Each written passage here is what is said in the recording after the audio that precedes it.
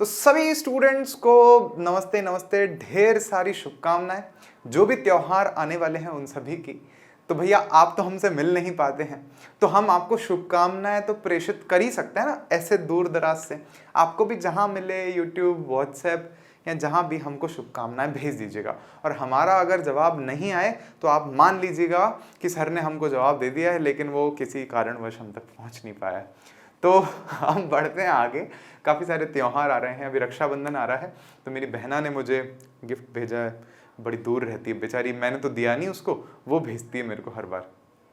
दूंगा, मैं मिलूंगा, तो ऐसा नहीं कि मैं नहीं दूंगा, बट थोड़ा सा समय मिल जाए तो ज़रूर देंगे। तो आज हम लोग हमारे इस चैप्टर का लेक्चर 5 पढ़ रहे हैं, और आज हम पूरे चैप्टर को ऑलमोस्ट 95% खत्म कर देंगे। थोड़ा सा बचेगा, वो नेक्स्ट लेक्चर में लेंगे, और फिर सीधा ही क्वेश्चन आंसर्स अपने एक्सरसाइज के बचेंगे, उनको लेकर के चैप्टर को फिनिश कर देंगे। तो देखिए, हम लोग लास्ट क्लास में क्या पढ़ चुके हैं। तो लास्ट क्लास में हमने कुछ एक टर्म्स, जो पॉइंट्स हैं उनको समझा था, जो पद हैं, शब्द हैं, उनकी परिभाषाओं को हमने समझा था। ये किससे संबंधित हैं? पदार्थ की अवस्थाओं से परिवर्तन। पदार्थ की अवस्थाओं में जब परिवर्तन होता है, चेंज होता है, एक अवस्था से दूसरी अवस्था में जाते हैं, तो ये शब्द हमारे काम आता है। तो सबसे पहला हमने सीखा था गलनांक क्या होता है। तो हमने देखा था कि सर वायुमंडलीय दाब पर, नॉर्मल मतलब वायुमंडलीय दाब पर हम देखते हैं कि जब कोई ठोस जो है द्रव में परिवर्तित होता है, तो जिस तापमान पर कोई ठोस द्रव में परिवर्तित होता है, तो उस तापमान को हम लोग बोलते हैं गलनांक या मेल्टिंग पॉइंट। पिघलता है जिस पर, सिंपल सी बात है, जिस तापमान पर कोई ठोस द्रव में बदलता है उसको गलनांक बोला था। फिर हमने संगलन या गलन समझा था। अब गलनांक तो क्या है? कोई तापमान है, कोई टेम्परेचर है। जैसे अगर हम बर्फ की बात करें तो 0 डिग्री सेल्सियस पे क्या होता है? बर्फ जो है पानी बनना शुरू हो जाती है। तो ये उसका क्या हो गया? हमारे पास में गलनांक हो गया। अच्छा, गलन या संगलन क्या है? इसको बोलते हैं मेल्टिंग या पिघलना। पिघलना, तो पिघलने की जो प्रक्रिया है या ठोस से द्रव बनने का जो प्रक्रिया है, वही क्या है हमारे पास में? संगलन या गलन है। ठीक है।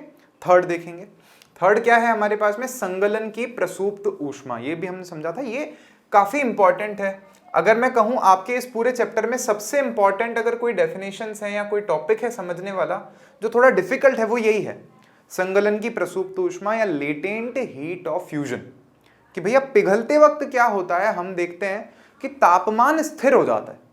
जैसे बर्फ से अगर लिक्विड बन रहा है, हमने लास्ट लेक्चर में देखा था, तो फिर तापमान उतनी देर के लिए स्थिर हो जाता है जब तक पूरी बर्फ लिक्विड नहीं बन जाती। और उसमें हम ये देखते हैं कि उस वक्त जो द्रव के हमारे पास में कण हैं, उनके पास ऊर्जा ज्यादा होती है ठोस के कणों से, तो उनकी ऊर्जा कंपैरेटिवली ज्यादा होती है। सर करेक्ट बात है, उनकी ऊर्जा हमारे पास में कंपैरेटिवली ज्यादा होती है। तो यही जो ऊर्जा है जो यहां से जा रही है, वो तापमान नहीं बढ़ा रही उसका, पदार्थ का, लेकिन वो ऊर्जा अवस्था को बदलने में काम आ रही है। इसलिए वो हम कहते हैं कि उसके कणों में जाके छुप जाती है वो ऊर्जा। तो इसको छुपी हुई ऊष्मा बोलते हैं, या संगलन की प्रसुप्त ऊष्मा। प्रसुप्त का मतलब होता है छुपी हुई ऊष्मा। गलते वक्त जो द्रव के कणों में जाके ऊर्जा छिप जाती है, जो तापमान को नहीं बढ़ाती, तो छुपी हुई ऊर्जा को ही हम लोग संगलन की प्रसुप्त ऊष्मा कहते हैं। और इसको परिभाषा हमने कैसे दी थी कि 1 किलो अगर हमारे पास में ठोस पदार्थ है कोई, तो उसको वायुमंडलीय दाब पर, उसके गलनांक पर हम लोग अगर उसको द्रव में परिवर्तित करते हैं, तो जितनी ऊर्जा उसको देनी पड़ती है, तो वही सारी ऊर्जा क्या कहलाती है? संगलन की प्रसुप्त ऊष्मा कहलाती है। आई होप आपको याद होगा। फिर सेम हमने क्वथनांक पढ़ा था मेल्टिंग की तरह, कि ये भी एक तापमान है जिस पर क्या होता है कि कोई द्रव जो है वो गैस में परिवर्तित होता है। तो ये क्वथनांक था। और सेम फिर एक और टॉपिक हमने पढ़ा था संगलन की प्रसुप्त ऊष्मा की तरह ही वाष्पीकरण की गुप्त ऊष्मा। कि जब वाष्पीकरण होता है, जब द्रव से गैस में जाते हैं, जब द्रव से हम लोग गैस में जाते हैं, तो क्वथनांक बिंदु पर हमें क्या देखने को मिलता है कि टेम्परेचर रुक जाता है थोड़ी देर के लिए। जब तक पूरी की पूरी जो द्रव है वो गैस में नहीं बदल जाता, तब तक तापमान नहीं बढ़ता है। तो ये वहां पर भी ऊष्मा जाके छुप जाती है उनके कणों में, तो इसको हम लोग बोलते हैं वाष्पीकरण की गुप्त ऊष्मा या वाष्पीकरण की प्रसुप्त ऊष्मा। क्लियर है? सिंपल है। आज की क्लास अपन शुरू करते हैं, इसी के आगे कंटिन्यू करना है। 5 यहां तक पद सीख लिए थे। 6th आपके सामने है टर्म, कौन सा टर्म है? ऊर्ध्वपातन, या इसको हम लोग बोलते हैं सब्लिमेशन। अंग्रेजी में बोलते हैं सब्लिमेशन, या हिंदी में बोलेंगे ऊर्ध्वपातन। ये मस्त फिनोमेना होता है। क्या होता है? कुछ एक ठोस होते हैं हमारे पास में, जैसे आप देखोगे कपूर की गोलियां होती हैं हमारे पास में, है ना, या नेफ्थलीन की बॉल्स आती है। नेफ्थलीन की गोलियां नहीं होती जो कपड़ों में भी रखते हैं, सफेद रंग की गोलियां आती हैं जिनको कपड़ों में भी रखते हैं ताकि जो है खराब ना हो, मतलब कीड़े वीड़े या ऐसे कुछ आए ना वहाँ पे, इसलिए रखते हैं उसको। तो ये नेफ्थलीन बॉल्स मैं आपको दिखाऊंगा भी। तो ये नेफ्थलीन बॉल्स और जो कपूर है इनको आप नोटिस करना, आप गर्म करना कभी। तो क्या होगा, आप गर्म करोगे ना तो ये सीधे ही गैस में बदल जाते हैं, ठोस के बाद सीधा गैस। ये द्रव में नहीं जाते, ये द्रव अवस्था में जाते ही नहीं है, सीधा ही ठोस के बाद किस में बदल जाता है सर, ये गैस में बदल जाता है। तो इस घटना को क्या बोलते हैं हम लोग, इस प्रक्रिया को हम लोग क्या बोलते हैं, ऊर्ध्वपातन या सब्लिमेशन। तो देखो क्या लिखा है हमने, द्रव अवस्था में परिवर्तन हुए बिना ठोस अवस्था से सीधे गैस में बदलने की प्रक्रिया क्या कहलाती है, ऊर्ध्वपातन कहते हैं। देखो कपूर लिखा है हमने, ऐसे करते हैं जय गणेश, ऐसे कपूर की थाली, मतलब कपूर की टिकिया को हमने आरती की थाली में जलते हुए जरूर देखा होगा, लेकिन देखो जलाना नहीं है, पॉइंट है, पकड़ो। जलाना अलग है, गर्म करना अलग है, हमें गर्म करना है, जलाना नहीं है। ये काफी स्टूडेंट्स कंफ्यूज रहते हैं, जला देते हैं कि सर हाँ गैस बन गई, अरे नहीं भाई, गर्म करना है तो गर्म करना। अच्छा, इससे का देखो इनके सब चीजों के ना यूज है, कुछ ना कुछ। क्या यूज है, जैसे आप नोटिस करेंगे कि अगर मान लो मिट्टी और कपूर मिला के हमको कोई दे दे कि ये लो अलग करके दिखाओ, एक एक दाना थोड़ी पकड़ के अलग करेंगे, कपूर मिट्टी, दिमाग खराब हो जाएगा। तो बड़ा टाइम कंज्यूमिंग प्रोसेस। हम क्या करेंगे, उसको गर्म करेंगे नीचे से दोनों को। तो मिट्टी तो गैस में बदलेगी नहीं, लेकिन जो कपूर है वो पूरा गैस में बदल जाएगा। तो हम उसके ऊपर कोई ऐसा रुई वुई लगा देंगे, ऊपर गीली रुई लगा देंगे मान लो, अभी दिखाऊंगा भी मैं आपको। तो होगा क्या कि कपूर जो है वो गैस में बदलेगा, फिर वो गैस जैसे ही गीली गीली रुई को टच करेगी जाकर के, तो वो वापस से ठोस में बदल जाएगी। तो हमें पूरा रुई के ऊपर क्या जमा हुआ मिल जाएगा, पूरा का पूरा कपूर, या जो हमने लिखा है अमोनियम क्लोराइड लिखा है, नेफ्थलीन बॉल्स वगैरह जो लिखी है हमने, तो वो हमें ऊपर मिलने लग जाएगा। तो आई होप आप समझ गए होंगे कि भैया ऊर्ध्वपातन क्या होता है। कपूर, अमोनियम क्लोराइड, या जैसे मैंने नेफ्थलीन बॉल्स के लिए आपको कहा, ठोस से निकल करके सीधे कहां पहुंच जाते हैं, गैस वाली अवस्था में पहुंच जाते हैं। तो अभी यहां पर देखेंगे हम लोग, जैसे हमने अभी तक जो चीजें पढ़ी ना, उनको अगर हम थोड़ा सा लिख के देखें, तो हमने एक चीज पढ़ी कि अगर हमारे पास में क्या क्या हो सकता है, द्रव अवस्था हो सकती है, लिक्विड, हमारे पास में ठोस अवस्था हो सकती है, और हमारे पास में तीसरी कौन सी अवस्था हो सकती है, गैस अवस्था हो सकती है। हमने तीनों में परिवर्तन देखे। एक चीज और देखनी, वो भी देखेंगे अभी अपन लोग। तो देखिए यहां पर ठोस से द्रव का बनना, ठोस से द्रव कैसे बनता है, ठोस से द्रव कैसे बनेगा, पिघलना, गलन, कौन सी प्रक्रिया होती है ये होती है गलन। गलन बोले तो पिघलना। फिर अगर मैं बोलूं कि सर द्रव से गैस बनना है, तो द्रव से गैस कैसे बनता है, द्रव से गैस बोलो, हमारे पास में लिक्विड है, वो गैस में परिवर्तित हो रहा है। तो इस प्रक्रिया को हम लोग बोलते हैं वाष्पीकरण। क्या बोलते हैं, वाष्पीकरण। वाष्प बन रही है ना इसमें, तो वाष्पीकरण बोलते हैं इसको।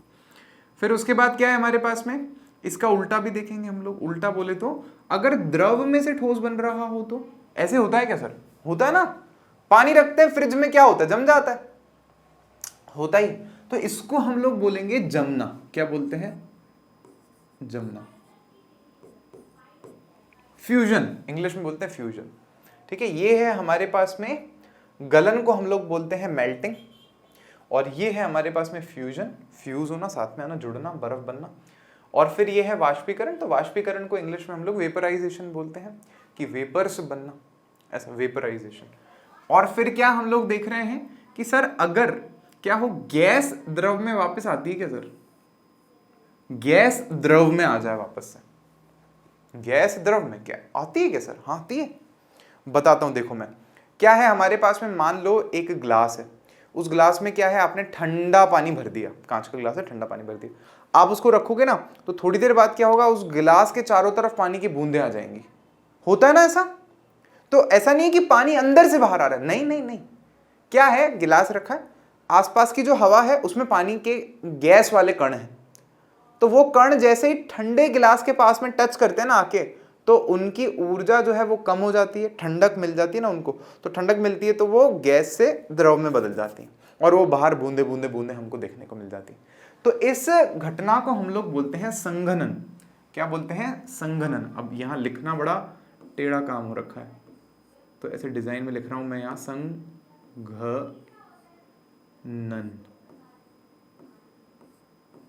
संघनन करेक्ट है। और फिर ये लास्ट वाला हमने देखा कि अगर ठोस से सीधे कोई चीज अगर गैस में बदल रही है तो उसको क्या बोलते हैं हम लोग, तो उसको बोलते हैं हम लोग ये ऊर्ध्वपातन, ऊर्ध्वपातन, या अंग्रेजी में बोलेंगे आप सब्लिमेशन। और फिर लास्ट चीज में हम लोग कह रहे हैं कि अगर कोई गैस जो है वो ठोस में बदल जाती है तो इसको हम लोग बोलते हैं डिपोजिशन, या इसको बोलते हैं निक्षेपण। क्या बोलते हैं? निक्षेपण।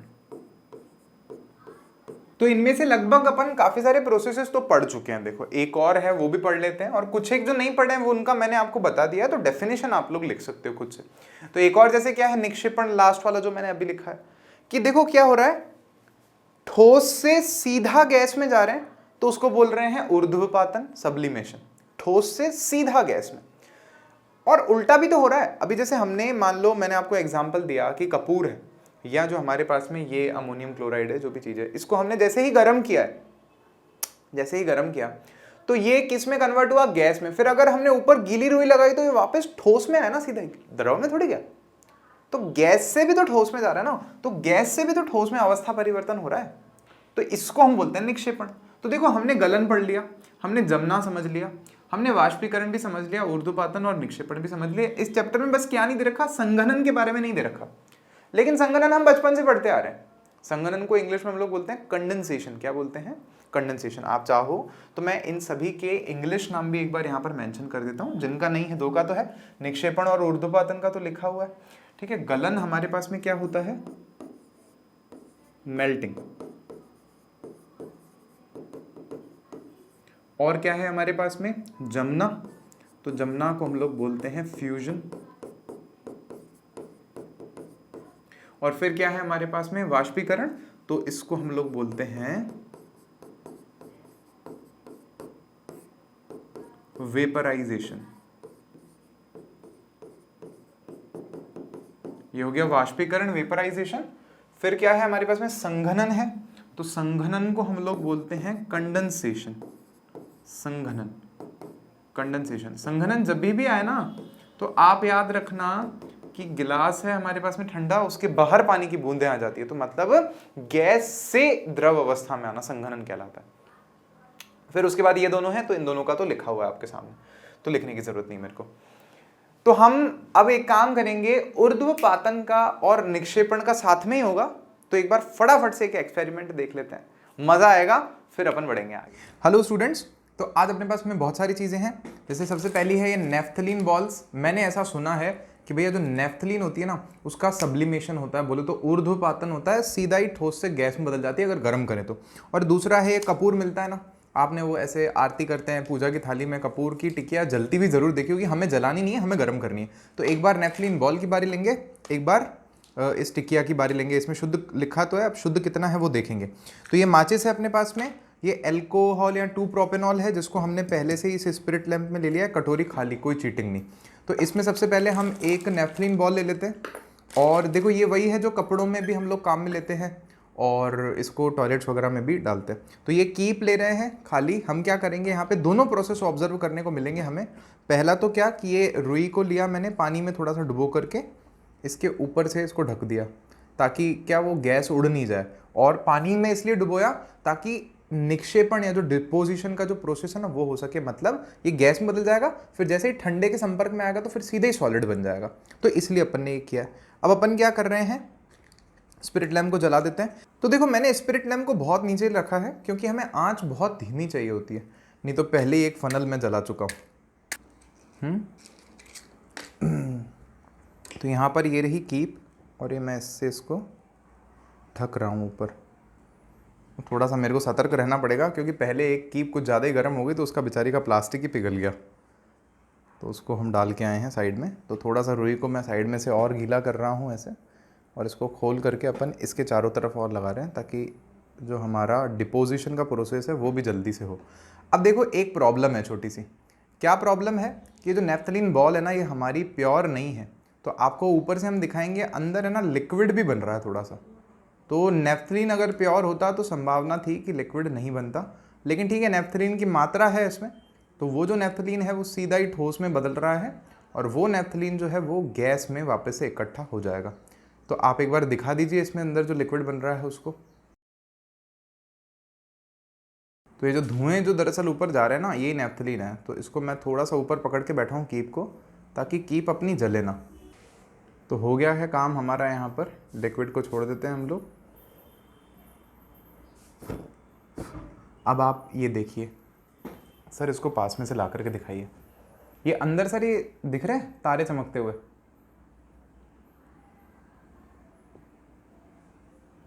ये जो तारे हैं ना अंदर, ये जो चमकते हुए दिख रहे हैं, ये हमारे पास में नेफ्थलीन वापस से ठोस में इकट्ठा हो गया। ये देखिए आप, मेरी उंगली पे दिख रहा है ना। तो यही है हमारे पास में नेफ्थलीन, जो कि पहले गैस में बदला और फिर सीधा ही यहाँ पर आकर के ठंडा होकर के इकट्ठा हो गया, वापस से ठोस बना दिया इसने। तो हमने ऊर्ध्वपातन भी देख लिया और हमने निक्षेपण भी देख लिया, लेकिन अब हम इसको देखेंगे कपूर के साथ में। तो स्टूडेंट्स, अब हम करने वाले हैं हमारा प्रैक्टिकल किसके साथ में? कपूर के साथ में। तो ये इस पे लिखा है शुद्ध कपूर, इस पे लिखा है अशुद्ध कपूर। दोनों ही 1-2 रुपए वाले हैं, किसी से पे भी कर सकते हैं। तो ये ले रहा हूँ मैं कपूर की टिकिया, जिसको जलाना नहीं है, गर्म करना है। ये कटोरी में डाल दिया, कटोरी एकदम खाली, कोई चीटिंग नहीं, ठीक है। इसको जला रहे हैं अपन, और ये अपन ने पहले से ही कीप को तैयार कर लिया। ये रुई लगा दी भिगो के, ऊपर से भिगो के। तो हमें क्या ऑब्जर्व करना है? सब्लिमेशन बोले तो ऊर्ध्वपातन, और दूसरी चीज डिपोजिशन।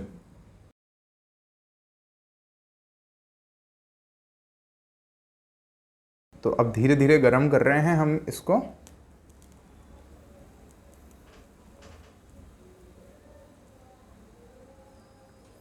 आंच को नीचे अपन ने इसीलिए रखा है ताकि धीरे धीरे गर्म हो, नहीं तो कीप जल जानी है अपनी, फिर 20 रुपए का नुकसान। तो ये देखो, ये जो धुएं निकल रहे हैं ना, कायदे से ये हमारा यही है कपूर। अब मैंने एकदम टच नहीं करा रखा, तो धुएं बाहर निकल रहे, अंदर भी जा रहे हैं, बाहर भी निकल रहे हैं।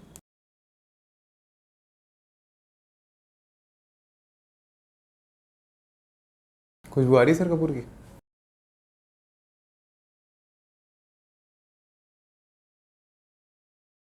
सर मेरे को और कराने की ज़रूरत नहीं है, मैं ऐसे ही दिखाता हूँ आपको। ये देखो, ये देख पा रहे हैं सर? सब जने पास में आए। क्या हुआ सर? ये कॉर्नर्स पे देख रहे हो आप? ये देखो, ये कपूर क्या हुआ, पहले गैस में बदला सीधा ठोस से, और फिर ये गैस बन करके वापस ठोस बन गया। सीधा गैस बना और सीधा फिर ठोस बन गया। ये देखो सर, अंदर देख रहे हो आप? ये देखो, ये पूरा का पूरा ये अंदर देख पा रहे हो? अंदर जो डिज़ाइन आपको दिख रही है, अंदर नहीं दिख रही है? दिख रही है। अरे अंदर नहीं है सर, ये कॉर्नर वाला ही है। वो धुआं बाहर यहीं से निकल रहा था, ये पूरा का पूरा ये गैस बन के वापस ठोस बन गया। और सिर्फ इतना ही नहीं, वो ऊपर बनना चाहिए था, वैसे कोई बात नहीं। इसको दिखाओ सर कटोरी को। तो सर ये कटोरी में देख रहे हो ना साइड में, कि ये ठोस से गैस में जा रहा है और फिर ठोस में ही वापस से बन रहा है। तो भैया आई होप आपको एक्सपेरिमेंट देख करके बहुत ही बढ़िया मज़ा आ गया, दिल खुश हो गया आपका। एक्सपेरिमेंट देखने चाहिए, एक्सपेरिमेंट से फील होती है चीज़, कंसेप्ट फील हो जाता है, टॉपिक फील हो जाता है, भले ही हम कितना ही बातें कर लें उसके बारे में। तो अब हम आगे बढ़े। अच्छा, आगे बढ़ने से पहले मैं आपको एक चीज़ बताना चाहूँगा, ज़रूरी चीज़ है, कि अभी तक हमने जो अवस्था में परिवर्तन पढ़ा ना, वो किसके कारण पढ़ा? तापमान में परिवर्तन के कारण। हम क्या कर रहे हैं? गर्म कर दे रहे हैं। हम क्या कर रहे हैं? ठंडा कर रहे हैं, तो परिवर्तन हो रहा है। तो हम कुल मिलाकर के क्या कर रहे हैं? तापमान बढ़ा रहे हैं, कम कर रहे हैं, तापमान बढ़ा रहे हैं, कम कर रहे हैं, तापमान बढ़ा रहे हैं, कम कर रहे हैं। तो क्या अवस्था परिवर्तन करने का एक ही रास्ता है तापमान बदलना? नहीं, एक और रास्ता है। क्या रास्ता है देखेंगे, उस पे चलेंगे अब हम लोग। तो क्या है हमारे पास में रास्ता? भिन्न अवस्थाओं पर दाब परिवर्तन का प्रभाव। कि अभी तक हम तापमान परिवर्तन कर रहे थे, अब हम दाब में परिवर्तन करेंगे, प्रेशर में परिवर्तन करेंगे। कैसे करेंगे वो समझेंगे। पहला पॉइंट क्या है हमारे पास में? दाब के बढ़ने और तापमान के घटने से क्या कह रहे हैं? गैस द्रव में बदल सकती है। इसको समझेंगे थोड़ा सा। हमारे पास में क्या है, मान लीजिए ये एक पिस्टन है। क्या बोलते हैं इसको? पिस्टन। समझे सब जने? ये हमारी गाड़ियों में होता है, जो भी गाड़ियां चलती है ना उसमें पिस्टन होता है। पिस्टन बहुत शानदार तरीके से काम करता है, इसका मैकेनिज्म बड़ा सुंदर है। तो जिसने भी बनाया है उसको बहुत बहुत थैंक यू, वो जिए हजारों साल। तो अब देखिए क्या है कि इस पिस्टन में ऊपर हमारे पास में इस तरह का जो भी एक व्यवस्था होती है, हैमर कह लो या जो भी कह लो, इसके ऊपर ऐसे कुछ होता है, एकदम चिपका हुआ रहता है ये, और ये ऐसे डंडा इसके पीछे है। तो अब क्या होता है, इस पे ऊपर से प्रेशर लगता है, ये नीचे आता है, नीचे की तरफ ऐसे जाता है। तो अब ये पिस्टन से हम क्या कर रहे हैं, इसके ऊपर की तरफ से दाब लगा रहे हैं, प्रेशर लगा रहे हैं, पी दाब, प्रेशर को पी से लिखेंगे, तो ये नीचे आएगा। तो अब जब ये नीचे आएगा, ध्यान दें आप सब जने, जब ये मान लीजिए नीचे आता है, यहां आ जाता है जब ये, तो क्या होगा कि सारे गैस के कण जो है वो यहां आ जाएंगे, दब करके पास पास आने लग जाएंगे।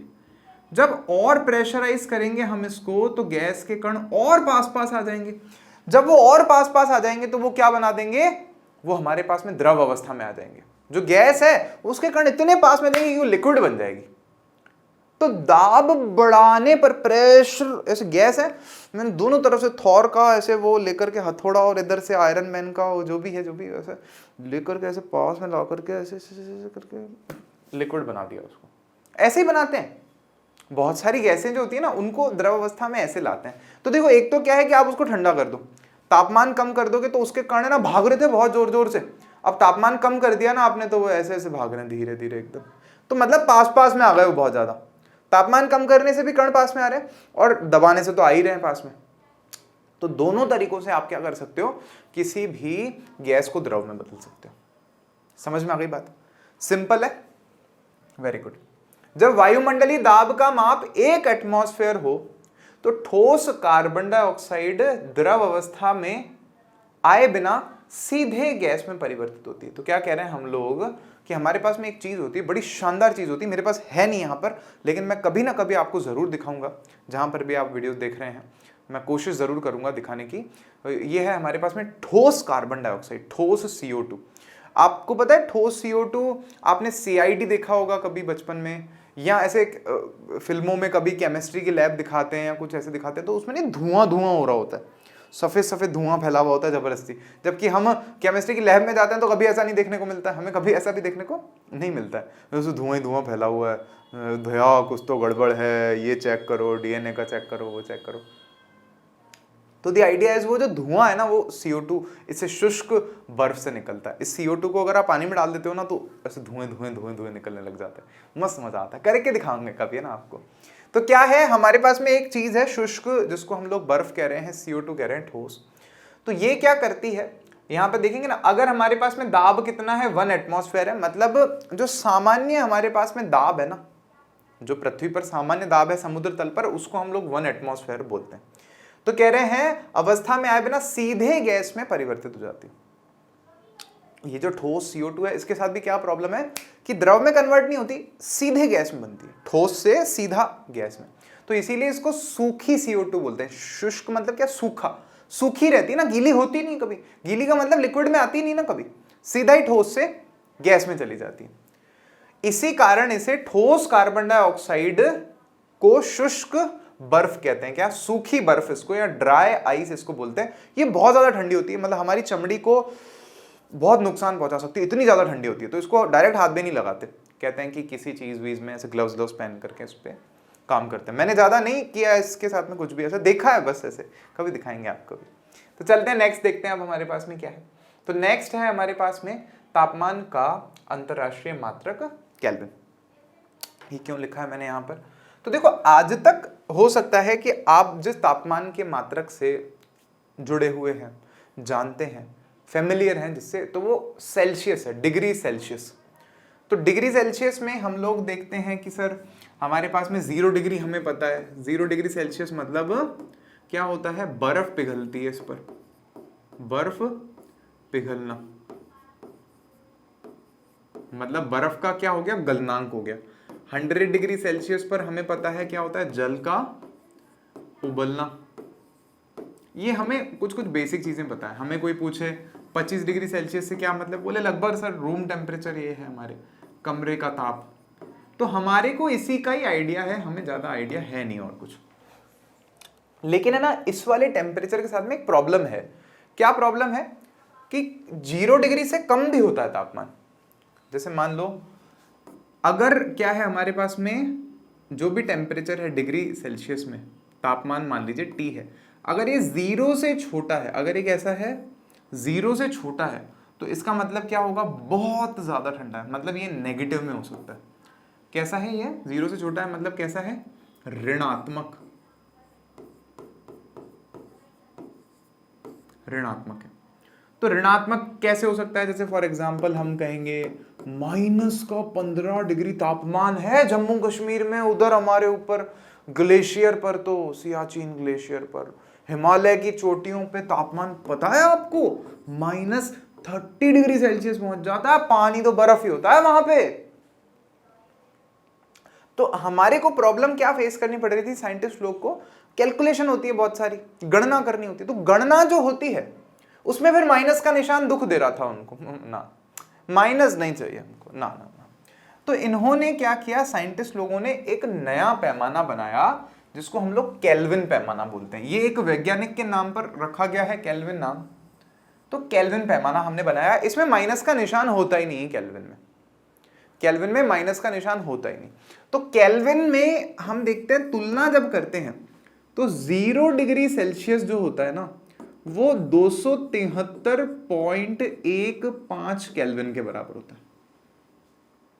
मतलब 0 डिग्री किसके बराबर है, इसके बराबर है। इसका एक इकाई क्या, डिग्री सेल्सियस का एक इकाई बराबर होता है केल्विन का एक इकाई। क्या मतलब है इसका, अगर मैं ऐसे बोलूं ना कि 1 डिग्री सेल्सियस जो है वो 1 केल्विन के बराबर है, यूनिट के बराबर है, यूनिट के मतलब इसका एक बराबर है। क्या ऐसे समझोगे, देखो आप इसको थोड़ा जगह जगह देख लें, यहां करेंगे अब अपन दूसरा काम, है ना। इसका कहने का क्या मतलब है कि जैसे आप देखें 0 डिग्री सेल्सियस बराबर है 273.15 के, तो इसमें +1 करो तो कितना आएगा, 1 डिग्री सेल्सियस बराबर है किसके, इसमें भी +1 कर दो, 274.15 केल्विन। इसमें +1 करो, एक और ऐड करो इसमें, तो ये क्या आएगा, 2 डिग्री सेल्सियस बराबर किसके आएगा, इसमें भी +1 करोगे, 275 पॉइंट क्या आएगा, सॉरी 275.15 केल्विन। समझ रहे मेरी बात। ऐसे ही अगर आप मान लो इसमें सीधा ही मैं क्या कर रहा हूं, इस 0 डिग्री सेल्सियस में 100 जोड़ रहा हूं, तो क्या देखने को मिलेगा कि 100 डिग्री सेल्सियस है तो इधर भी 100 जोड़ दो, कितना आ जाएगा, 373.15 केल्विन। और काफी बार हम लोग सहूलियत के लिए क्या करते हैं, 0.15 को नहीं लिखते, हम सीधा ही लिख देते हैं 373। अब आप सोच के देखो, अगर हमें माइनस का 50 डिग्री सेल्सियस लिखना है तो केल्विन में तो 0 डिग्री सेल्सियस तो इतना है, तो इसमें से 50 और कम कर दो, तो यहां पे क्या आ जाएगा, 223.15 केल्विन। तो माइनस का निशान तो नहीं आएगा ना। तो हमारे जितने भी काम होते हैं हमारे हो जाते हैं केल्विन से, बिना माइनस के निशान के। तो इसीलिए इसको परम जो है या स्टैंडर्ड हम लोग क्या कहते हैं, स्टैंडर्ड, हमने ऐसा ही इसको मान रखा है, अंतरराष्ट्रीय पद्धतियों में इसको स्वीकार कर रखा है कि तापमान अगर मापना है आपको स्टैंडर्ड पद्धति में तो वो क्या है, केल्विन है हमारे पास। डिग्री सेल्सियस में भी बात करते हैं अपन, डॉक्टर आज भी फ़ारेनहाइट को ही काम में लेते हैं, लेकिन केमिस्ट्री में जब हम बात करते हैं तो हमारी कोशिश रहती है कि हम सारी कहानी जो है केल्विन में ही करें। क्लियर है आपको ये वाली बात। तो ये परम शून्य ताप को क्या लेता है, अपना बेस लेता है कि 0 से नीचे ये नहीं जाता, कभी भी नेगेटिव में नहीं जाता, बस इतनी सी बात है। तो अब देखें, इस पर हमें ना कुछ एक क्वेश्चन दे रखे हैं बुक में। एक क्वेश्चन ये रहा हमारे पास में, क्या कहता है ये क्वेश्चन, हमें निम्नलिखित तापमान को सेल्सियस में बदलें, निम्नलिखित तापमान को सेल्सियस में बदलें। तो कैसे बदलेंगे, तो हमें ना ये जो हमने ज्ञान प्राप्त किया ना यहाँ से, तो यहाँ से हम एक सूत्र बना सकते हैं। क्या सूत्र बना सकते हैं कि सर टेम्परेचर इन केल्विन अगर हमें चाहिए, टेम्परेचर अगर हमें केल्विन में चाहिए, तो आप क्या करो, जो टेम्परेचर आपको डिग्री सेल्सियस में दे रखा है उसमें आप 273.15 को प्लस कर दो, या सिंपल रखने के लिए आप 15 को भी छोड़ दो, एक बार के लिए चल जाएगा। तो आप क्या करो भाई, देखो क्या है, किसी भी चीज को अगर आपको केल्विन में बदलना है तो आपने क्या किया भाई, 1 डिग्री सेल्सियस को आपने लिखा 274, 2 डिग्री को आपने लिखा 275, 100 डिग्री को आपने लिखा 373। मतलब जोड़ ही रहे हो ना भाई, यहां पे भी कुछ जोड़ते हो तो यहां पे भी कुछ जोड़ते हो। तो जैसे क्या होगा, ये हमारे पास में एक सूत्र बन गया।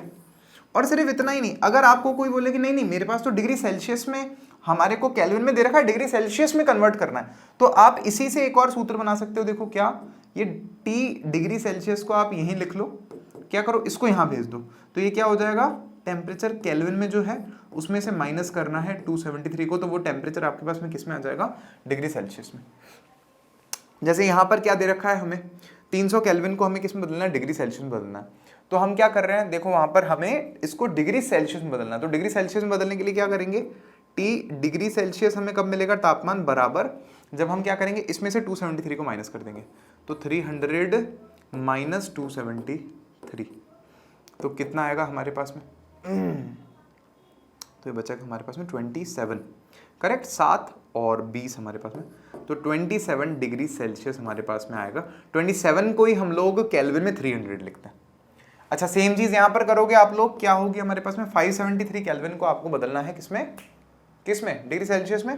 तो टी डिग्री सेल्सियस क्या होगा हमारे पास में, तो ये होता है 573 माइनस 273, मतलब अगर आपको सेल्सियस से केल्विन में जाना है तो 273 प्लस करना है, और अगर केल्विन से सेल्सियस में जाना है तो 273 माइनस करना है। 0.15 तुम करो मत करो, छोड़ो उसको, इसको तो कर ही दो। तो यहाँ पे 73 जाएगा तो 500, 200 जाएगा तो क्या बचेगा, सीधा सीधा 300 आपके पास बचेगा डिग्री सेल्सियस। समझ गए शब्द ने, बोलें किसी को कोई आपत्ति है, कोई दुख दर्द? बढ़े आगे बढ़े, डन, सिंपल है। चलो तो नेक्स्ट पे चलते हैं हम लोग फटाफट से। तो नेक्स्ट क्या है हमारे पास में, निम्नलिखित तापमान पर जल की भौतिक अवस्था क्या होगी, क्या होगी, क्या होगी, बड़ा सिंपल क्वेश्चन है। तो ए है हमारे पास में, कह रहे हैं कि सर 250 डिग्री सेल्सियस पे जल की अवस्था कौन सी होगी। तो हमने कहा सर वेरी सिंपल, गैस की अवस्था होगी ना, गैसीय अवस्था होगी। क्यों गैसीय अवस्था, क्यों होगा ऐसा, क्योंकि हम कहेंगे देखो जल जो है 100 डिग्री सेल्सियस पर उबल जाता है, गैसीय अवस्था में बदल जाता है। तो अब आप 100 से ज्यादा ला रहे हो ना तापमान, तो 100 से ज्यादा पे तो तय ही है कि वो गैस अवस्था में रहेगा, क्योंकि 100 पे ही गैस में आ जाता है वो तो ये इसलिए गैसीय अवस्था रहेगी। लिख सकते हो आप, पूछा ना क्यों होगी तो आप उसको समझा भी सकते हो। फिर दूसरे में आपसे पूछा है कि 100 डिग्री सेल्सियस पर क्या होगी अवस्था। अब बेटा यहां थोड़ा अपने को होशियार होना पड़ता है, क्योंकि 100 डिग्री सेल्सियस पर जल उबलना चालू करता है, द्रव भी होता है और गैस में भी बदल रहा होता है, दोनों चीजें हो रही होती हैं। तो हम क्या देखते हैं, 100 डिग्री सेल्सियस पर हमें जो द्रव है, जो जल है हमारा, वो द्रव अवस्था में भी हमें देखने को मिलता है और गैस अवस्था में भी देखने को मिलता है। क्योंकि हमने देखा था ना, क्योंकि जो भी जब तक पूरा जो हमारे पास में द्रव है वो पूरा गैस में नहीं बदल जाएगा तब तक तापमान बढ़ेगा नहीं। और 100 डिग्री सेल्सियस क्या है, जल का हमारे पास में क्वथनांक है। तो क्वथनांक पर क्या होता है, क्वथनांक बिंदु पर हम ऊष्मा देते जाते हैं, ऊर्जा देते जाते हैं, तब तक तापमान नहीं बढ़ता जब तक वो पूरी अवस्था उस हमारे पास में द्रव की गैस में परिवर्तित नहीं हो जाती। तो 100 डिग्री सेल्सियस पर हमें दोनों अवस्थाएं देखने को मिलती है। आपसे पूछे 0 डिग्री सेल्सियस पर दोनों अवस्थाएं देखने को मिलती हैं, जल की ठोस भी देखने को मिलेगी और द्रव भी देखने को हमें मिलती है। क्लियर है, सिंपल है बहुत ज्यादा। तो देखो सिंपल है तो हम आगे बढ़ेंगे, नेक्स्ट क्वेश्चन पे चलेंगे। एक और क्वेश्चन है छोटा सा हमारे पास में, यह है प्रश्न संख्या 3। ये कह रहा है किसी भी पदार्थ की अवस्था परिवर्तन के दौरान तापमान स्थिर क्यों रहता है। तो आपको इसका आंसर पता है, मुझे तो पता ही है, आपको भी पता ही है कि क्या होता है जब अवस्था में परिवर्तन हो रहा होता है, क्वथनांक बिंदु पर हम लोग कह रहे हैं, तो क्या होता है जो ऊष्मा या जो ऊर्जा हम उस पदार्थ को दे रहे होते हैं वो उसके अवस्था परिवर्तन में काम आ रही होती है, जिसे हम लोग संगलन की प्रसुप्त ऊष्मा या वाष्पीकरण की गुप्त ऊष्मा कहते हैं। और परिणाम स्वरूप क्या होता है कि जब तक वो पूरी अवस्था परिवर्तित नहीं हो जाती, उस द्रव का या उस हमारे पास में ठोस का तापमान जो है वो सेम रहता है, बदलता नहीं। तो क्या लिख रहे हैं हम लोग यहाँ पर आंसर में, क्योंकि दी जाने वाली ऊष्मा उसके कणों के बीच आकर्षण बल को तोड़ने में प्रयुक्त हो जाती है। जो ऊष्मा हम दे रहे हैं ना, वो असल में क्या कर रही है, उसके कणों के बीच के आकर्षण बल को तोड़ रही है, ठकाक ठकाक ठकाक। जैसे बर्फ है तो उसमें कणों के बीच में आकर्षण बल ज्यादा है H2O के बीच में, इसीलिए तो बर्फ है ना, ठोस है। तो ऊर्जा जो जा रही है ना वो H2O का उस बंधन को तोड़ रही है, फिर जो ऊर्जा जा रही है वो H2O के उस बंधन को तोड़ रही है, फिर जो ऊर्जा जा रही है वो H2O के उस बंधन को तोड़ रही है।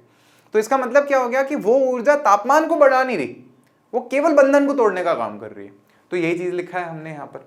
अतः इस प्रकार अवस्था परिवर्तन के दौरान दी गई ऊष्मा को गुप्त ऊष्मा, गलन की गुप्त ऊष्मा या वाष्पीकरण की गुप्त ऊष्मा कहते हैं। प्रसुप्त ऊष्मा बोलो, गुप्त ऊष्मा बोलो, एक ही बात है। अब उसके बाद क्या है हमारे पास में, चौथा प्रश्न है, वायुमंडलीय गैसों को द्रव में परिवर्तित करने के लिए कोई विधि सुझाइए। कोई गैस है आपके पास में, उसको द्रव में कैसे बदलोगे, कोई विधि बतानी, कोई रास्ता बताना है, बदल देंगे, इसमें क्या दिक्कत है। वायुमंडलीय गैसों को द्रव में कैसे बदलोगे, या तो दाब बढ़ाओ, पिचकाओ पिचकाओ पिचकाओ, पास में लाओ, गैस बन गई, लिक्विड बन गई, गैस जो है लिक्विड बन गई। या फिर आप क्या करो, तापमान को कम कर दो, ठंडा कर दो, अपने आप जो गैसें हैं वो द्रव अवस्था में आ जाएंगी। सही बात है। तो यहां तो दाब को बढ़ा दो या फिर तापमान को कम कर दो, दोनों से ही काम हो जाएगा। और विधि क्या है हमारे पास में, तो विधि यही है कि अगर हम एक सिलेंडर ले लें और उसमें हम लोग चारों तरफ का तापमान भी उसका कम कर दो भले, जैसे मान लो 3 अवस्थाओं तक का जिक्र कर लेते हैं अपन।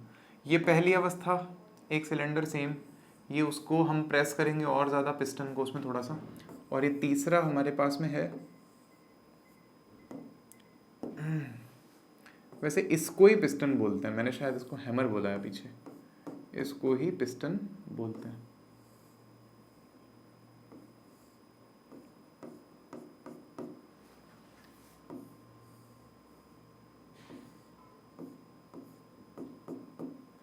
तो यहाँ पे मान लो ये गैस के कण दूर दूर हैं। अच्छा मैंने ये डायग्राम गलत बना दिया, अभी सही करेंगे इसको।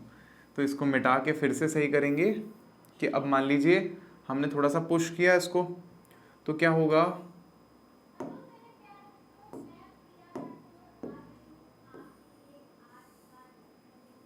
मान लो यहां तक ले आए इसको, तो क्या देखने को मिलेगा, कण थोड़े पास में आ जाएंगे। और इसको जब बहुत पिचका देंगे तो कण जो है बहुत पास में आ जाएंगे। तो इसको फिर मिटा देते हैं। तो अब क्या होगा, अगर मान लीजिए ये ऐसे है, तो ये कण जो है बहुत बहुत पास में आ जाएंगे और ये द्रव अवस्था में आ जाएगा हमारे पास में। आप समझ गए पिस्टन का काम क्या होता है, कैसे होता है काम। तो इतने पास में आ जाएंगे तो वो हमारे पास में द्रव अवस्था में, लिक्विड स्टेट में कन्वर्ट हो जाएगा। तो बड़ा सिंपल है, विधि भी हमने यहाँ पर चर्चा करी ली। और चारों तरफ का तापमान और अगर आप कम कर दोगे तो इनकी जो गतिज ऊर्जा है वो वैसे ही कम हो जाएगी, उससे भी फायदा मिलेगा हमें। तो अब हमारे पास में आज का लास्ट टॉपिक लेंगे हम लोग, और ये इस चैप्टर का भी लास्ट टॉपिक है। लास्ट टॉपिक है, इसका थोड़ा सा हिस्सा है वो हम नेक्स्ट लेक्चर में लेंगे, बट हाँ ये लास्ट हम टॉपिक आज की क्लास में लेंगे। तो टॉपिक क्या है हमारे पास में, वाष्पीकरण। तो वाष्पीकरण क्या होता है, क्वथनांक से कम तापमान पर द्रव के वाष्प में परिवर्तन होने की प्रक्रिया को वाष्पीकरण कहते हैं। तो देखो दो चीजें होती हैं, इन दोनों में हमें अंतर को समझना पड़ेगा, फर्क को समझना पड़ेगा। एक होता है हमारे पास में क्वथनांक,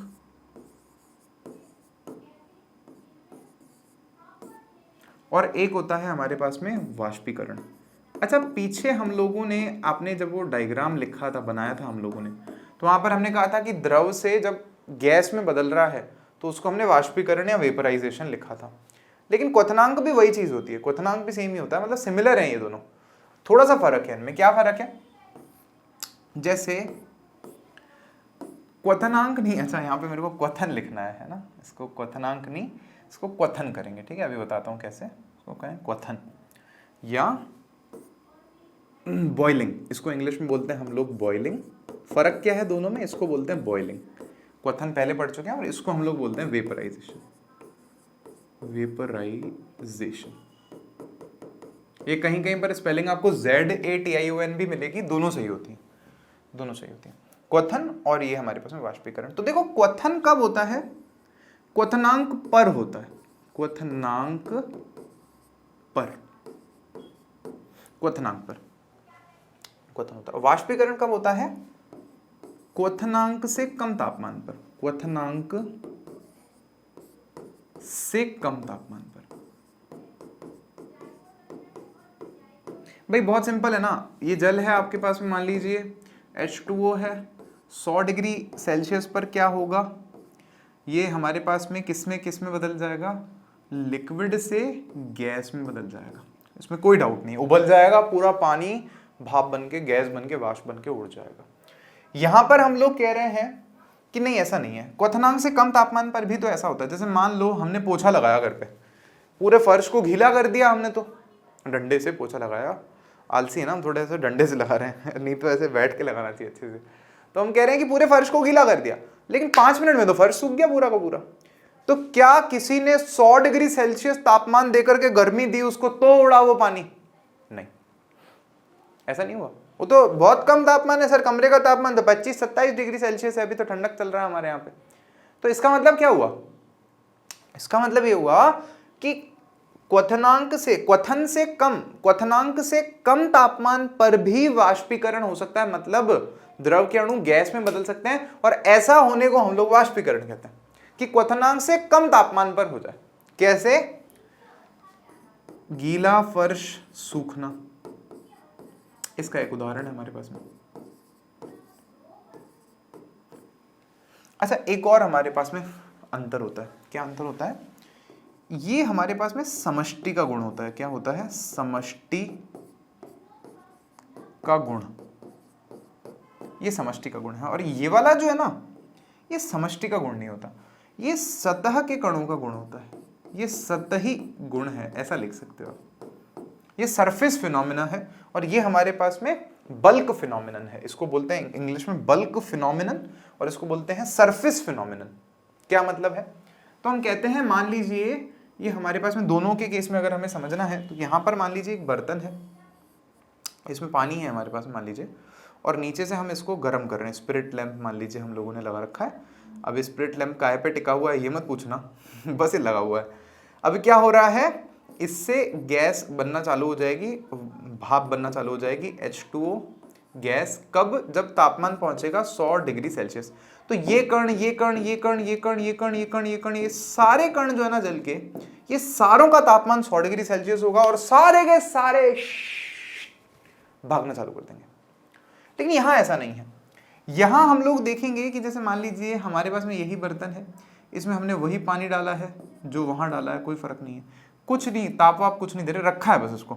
तो क्या होगा? सरफेस के जो कुछ एक कण है ना, सरफेस सतह के कणों के पास में कुछ एक की ऊर्जा ज्यादा होती है। देखो होता क्या है, आप थोड़ा लॉजिक लगाना। नीचे मान लो यहाँ पर कोई हमारे पास में कण है, तो उसको नीचे वाला पानी का कण नीचे खींच रहा है, यहाँ वाला यहाँ खींच रहा है, यहाँ वाला यहाँ खींच रहा है, यहाँ वाला यहाँ खींच रहा है, यहाँ वाला यहाँ, मतलब वो बंधा हुआ है पूरी तरह से, चारों तरफ से उसको खींच रहा है कोई ना कोई।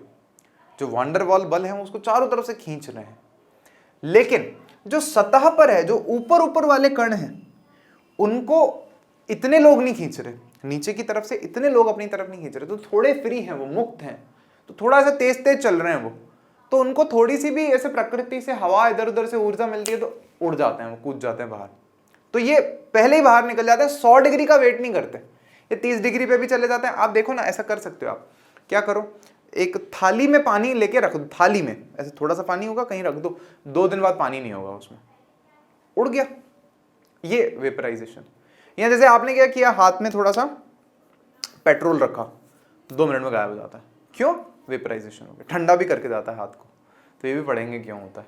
होता है ऐसा, कोई सा भी लिक्विड है ना, तो ऐसा होता है, हमारे को ऐसा देखने को मिलता है। तो ये हमारे पास में समष्टि का गुण है। सारे कण एक साथ 100 डिग्री पर आके उबलेंगे, या जो भी क्वथनांक है किसी भी द्रव का। ये हम पानी तो क्या बहुत कॉमन एग्जाम्पल इसलिए लेते हैं, लेकिन कोई सा भी एग्जाम्पल हो सकता है। और यहाँ पर वाष्पीकरण में सेम चीज कह रहे हैं हम लोग कि सर ये सतह का गुण है, ये समष्टि का गुणधर्म नहीं होता, ये समष्टि का गुणधर्म नहीं होता, ये सतह पर निर्भर करता है वेपराइजेशन। तो आप समझ गए क्वथन में और वाष्पीकरण में क्या फर्क है। क्वथन की परिभाषा तो क्या है कि किसी भी द्रव का उसके क्वथनांक पर क्या होना, द्रव अवस्था से गैसीय अवस्था में बदलना क्वथन कहलाता है।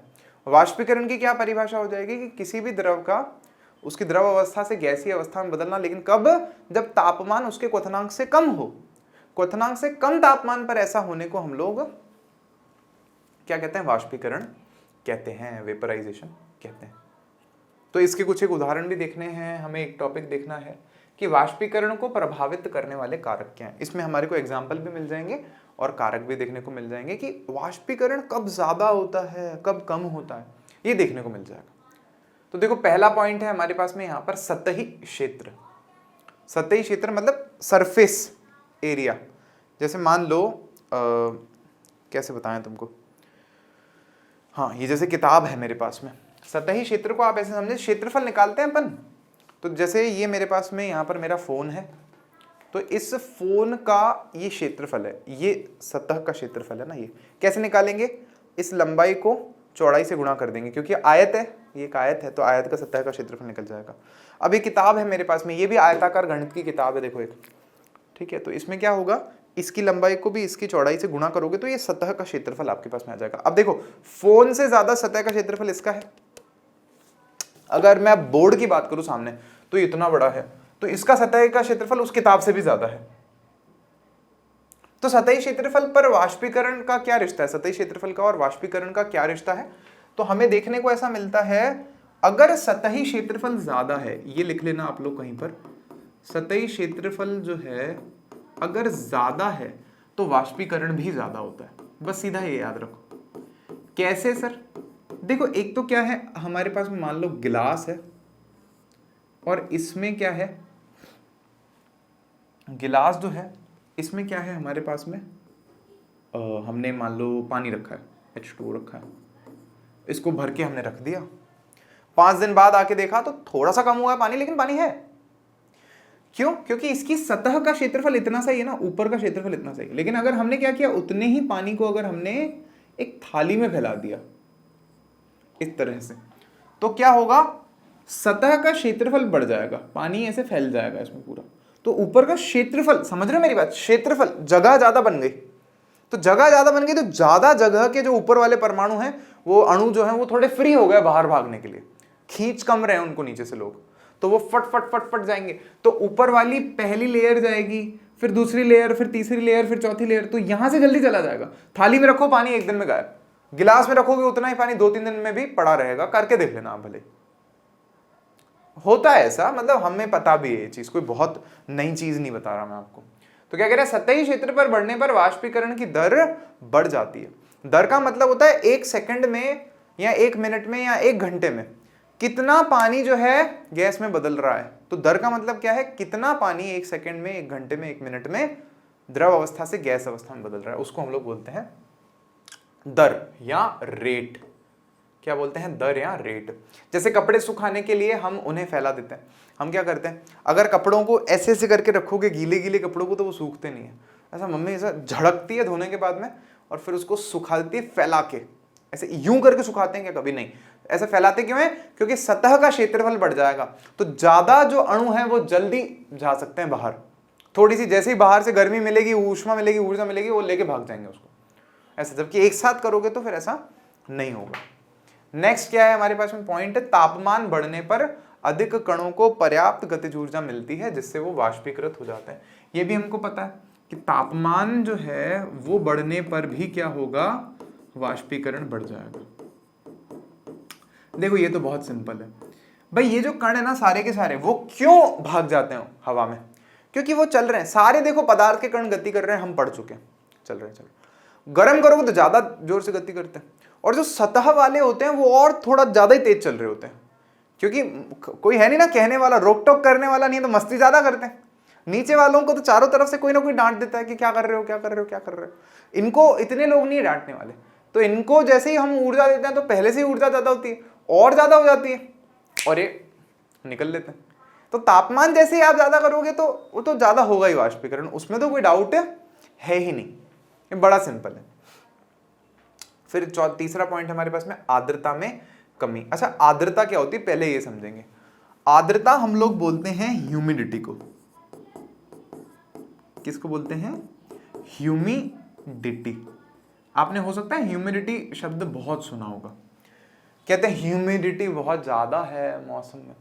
ह्यूमिडिटी का मतलब बस ये होता है वायु में जल की मात्रा, वायु में जल के कितनी मात्रा है, मतलब गैस वाला जो वाष्प है ना, वाष्प की मात्रा, वायु में जल वाष्प की मात्रा। मैं लिख देता हूं यहां पे, चलो। आर्द्रता का मतलब होता है हमारे पास में वायु में जल वाष्प की मात्रा।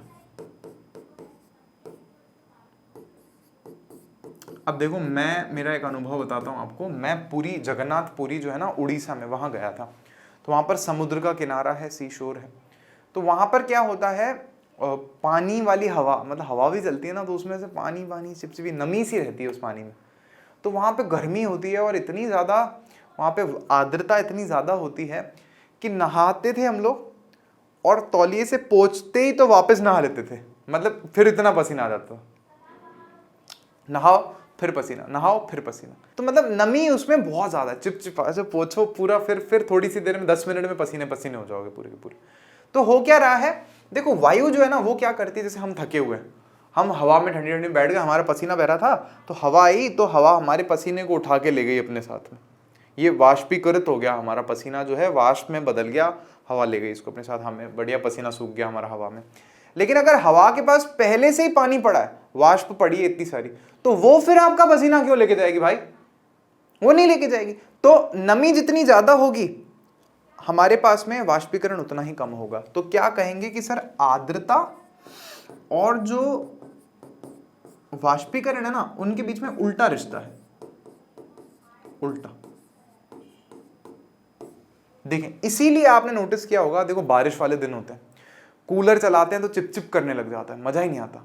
क्यों? क्योंकि कूलर की हवा भी पानी लेके आ रही है, बारिश होने के कारण जो हमारे चारों तरफ की हवा है उसमें भी पानी है, तो पानी पानी चिपचिप चिपचिप कर रहा है मिलकर के। और एकदम सूखे दिन में अगर आप कूलर चलाते हो तो मजा ही अलग आता है।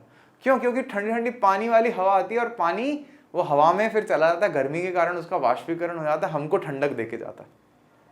अच्छा ठंडक कैसे देके जाता है वो समझेंगे अपन, बट अभी इस पॉइंट को पकड़ो। तो क्या लिखे हम कि वायु में विद्यमान जलवाष्प की मात्रा को आर्द्रता कहते हैं, वही मैंने लिख भी दिया वहां पे। किसी निश्चित तापमान पर हमारे आसपास की वायु में एक निश्चित मात्रा में ही जल वाष्प होती है, कि किसी निश्चित तापमान पर हम देखते हैं कि हमारे चारों तरफ एक निश्चित मात्रा में जल वाष्प होती है। जब वायु में जल के कणों की मात्रा पहले से कहीं अधिक होगी तो वाष्पीकरण की दर घट जाएगी। अगर पहले से ही पानी है हवा में तो वाष्पीकरण कम होगा, वाष्प बन नहीं पाएगा पानी, उसको इतनी ऊर्जा मिलेगी नहीं, जगह नहीं मिलेगी हवा में। हवा आ रही है लेकिन वो पहले से, वो है ना कि सिटी बस आई लेने पानी को, पानी देख रहा है, अरे आप तो पूरे भरे हुए हो, तो बोले हाँ ठीक है कोई बात नहीं जा रहे हैं वापस। तो पूरी सिटी बस भरी हुई थी, उसमें बहुत सारे पानी के कण हैं पहले से, तो वो चली गई, इसको बिठाया ही नहीं, तो ये वेट कर रहा है कि खाली थोड़ी सी आया तो मैं भी चली जाऊँ। तो इसलिए वाष्पीकरण की दर जो है बहुत कम हो जाती है। अब मेरे को पता है आप लोग कह रहे होंगे सर आज तो बहुत पढ़ा दिए आप, बेटा कोई बात नहीं, लास्ट टॉपिक है बस, फिर इसके बाद हम लोग नेक्स्ट लेक्चर में देखेंगे। तो क्या है हमारे पास में टॉपिक, वायु की गति में वृद्धि। वायु के तेज होने से जलवाष्प के कण वायु के साथ उड़ जाते हैं। वायु की गति में वृद्धि, तो वायु की गति जो है वो डायरेक्टली प्रोपोर्शनल है किसके, वाष्पीकरण के। कहने का मतलब है आप लोगों ने